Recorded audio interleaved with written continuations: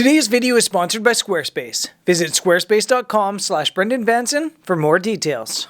We are on our way to Horta Island and Pico Island. This is the Azores Part 2. The funny thing about this trip to the Azores, I thought I was only going to have enough content to make one video. But after a couple days it's become apparent that there's so much here to photograph and see. So this is part 2 of 3, and we'll focus on Pico Island, my favorite in the Azores. We're literally just gonna go in, pick up our bags, and then jump on a ferry to Pico Island. Pico Island looks awesome. It's called Pico because there's a giant ass volcano right in the middle of it, which we saw briefly on the other side of the plane out the window, and it looks epic. So that's where we're headed now. We'll spend 2 days there and then 2 days back here on this island later. I'm super stoked.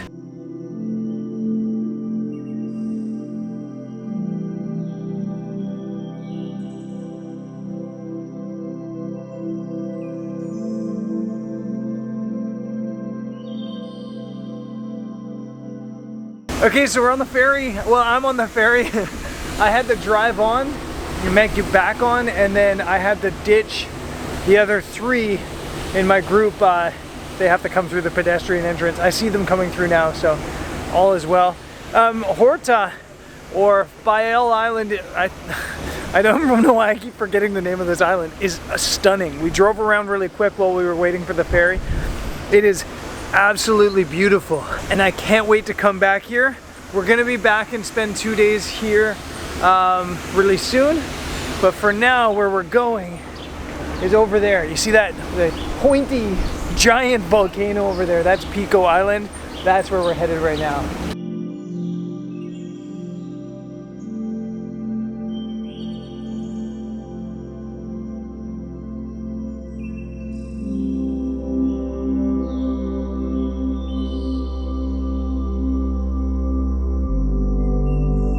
So we just got to Pico, and it's awesome, absolutely beautiful, but I'm a little bit worried because I just checked the weather and there's like a yellow weather warning for tons of rain and cloud. And yeah, I hope the weather doesn't go the way it's supposed to go. Unfortunately, the forecast is rarely wrong, but with the sun hitting the peak, I really want to make the most of our time here. It's insane. I mean, look at this place. But as we cruise over the island, we hit a wall of cloud, fog, and rain, and I worry we're about to be hemmed in. So if we ever had to get holed up somewhere during a storm, this is the place. Oh my God. We're staying at an apartment called Lava Homes. It's a hotel. It's just like this bunching of homes made out of lava rock and local wood, and it's absolutely beautiful. We have an apartment up here, views out to the sea. There's apparently a heated swimming pool, and there's like mandarin trees, so I stole a mandarin from the tree. Absolutely stunning here. We're gonna try to go out and take some pictures right now anyway, but the weather is supposed to come in overnight.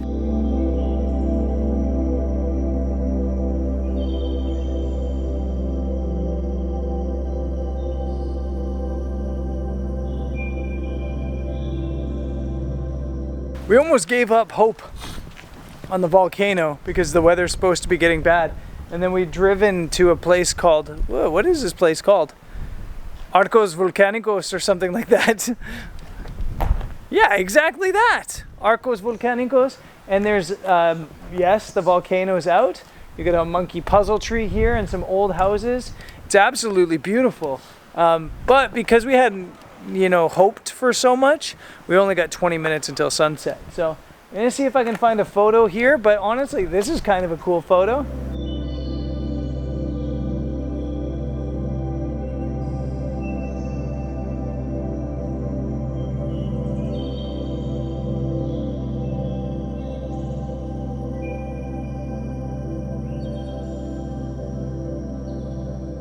This location is awesome, actually. There's so many cool photos here. The rocks themselves are just so awesome. There's probably some abstract images. You have a coastline right behind you, and then you have these old stone houses that are beautiful, framing the volcano or in front of the volcano. So I'm trying to do something a little bit artistic. I have a 10-stop ND on, I have a grad filter on, and then I have this stone house with the red shutters in the middle of my frame, and I'm really low to the ground trying to actually blur out the foreground rocks. I don't want them to be distracting. Instead, I want them to create kind of like a foreground bokeh to create that depth to lead the eye into the middle of the image to this house and then onto the volcano. But I still want motion in the clouds to get that long exposure look on the clouds. So I am using a 10-stop ND to get that long exposure well still at f4, I think. 25 seconds, ISO 100, and hopefully this looks cool and isn't a terrible idea because the location is cool. I want the image to show that. This is a cool photo, and actually basically everywhere you look is a cool photo. This is the type of place I could keep coming back to over and over again and not get bored. But I don't think I love the blurred out foreground after all.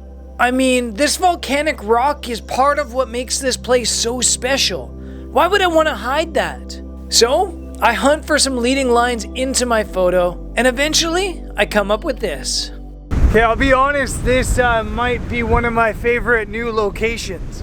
It's just so cool, and we definitely didn't have enough time to properly explore it. Tide pools down here, there's arches, which I guess is why it's called volcanic arches, and these old houses. It's awesome. It's almost overwhelming how many different things there are, and it's so intricate. There's lava that could make beautiful lines at the houses, and then the volcano. There's the houses you can put symmetrically in the frame with the volcano. You can forget about the volcano and do seascapes. I'm overwhelmed. It's so awesome.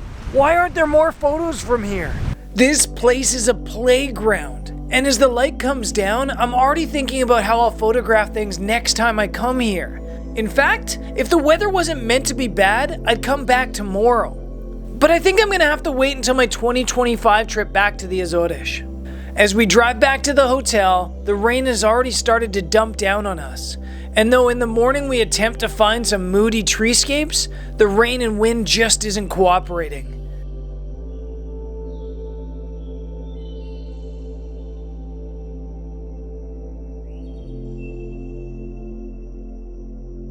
We take the rest of the day to relax, edit photos, and stare off into the disappearing horizons from the Clifftop Hotel.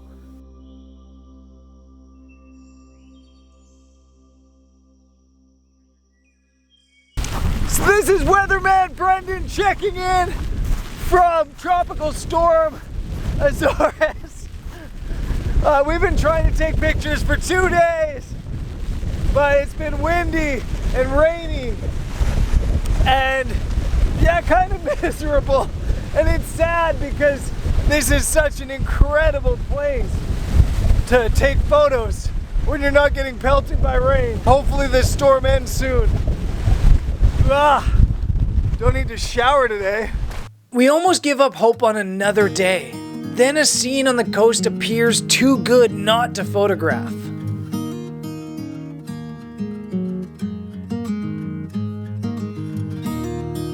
Decided to take this filter off, decided to suck it up and go out in the bad weather, and the weather has kind of let off for a little bit. Still windy, but the rains have mostly stopped.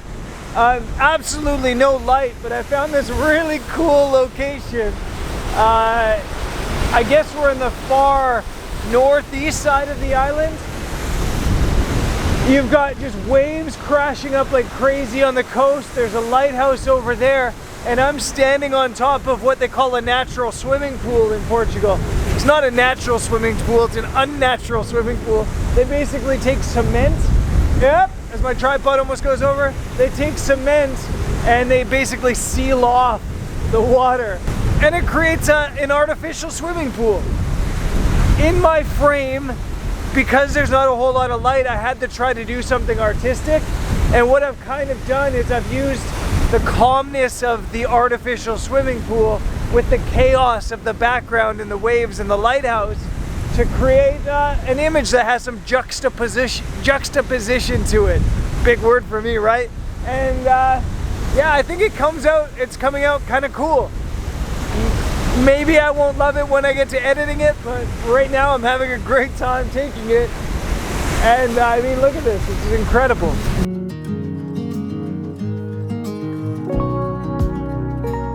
Yeah, it's one of those photos I don't love later, but I'm just so glad to be out taking pictures and exploring. So even if the light doesn't help make these photos, I can see potential, and I will be back.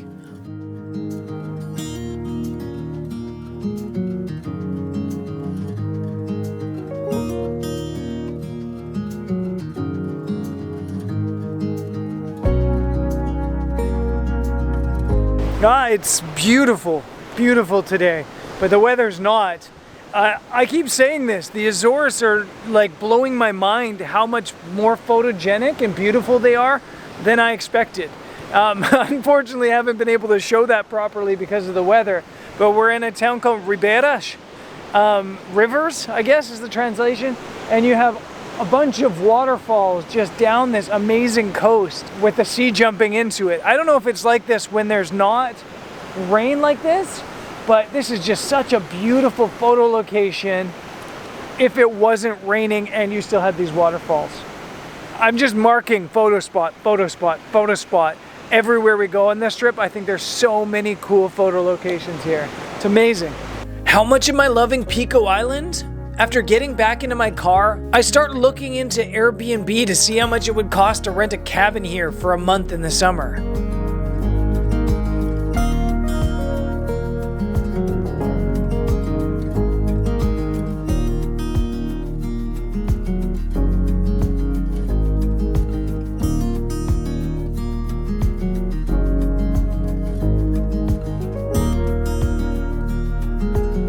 Wow, I keep saying it, but there are so many photo locations here. I don't even know what this is called, but again, it's kind of one of these places they built these natural swimming pools in the tide pools of the rocks, and there's just waves crushing up against the shores.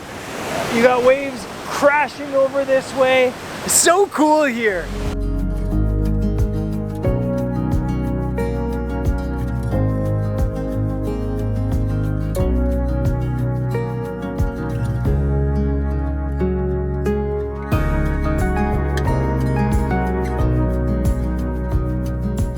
So I'm in the car waiting to board the ferry back to Horta. I see it's actually just arriving. One, I'm sad that we weren't able to photograph more here in Pico. Two, it's a scouting trip, so I'm also really stoked that we were able to scout so much and see so much. There are so many cool photo locations here, and I feel like I'm only scratching the surface. On the next episode, we'll dive deeper into the Azores and head to Pico Island. But for now, let's end today with a word from the sponsor. Squarespace is a great place to build a website. There's a new guided design system with SEO optimizing tools, which will help make it easier for people to find you. As for professional tools, you can use the Squarespace platform to automate bookings and appointments. And there's also client invoicing and payment processing, which makes setting up an online store for your photography-based website really easy. So, if you're looking to build a website to help grow your business or showcase your work, visit squarespace.com/BrendanVanson for 10% off your first purchase.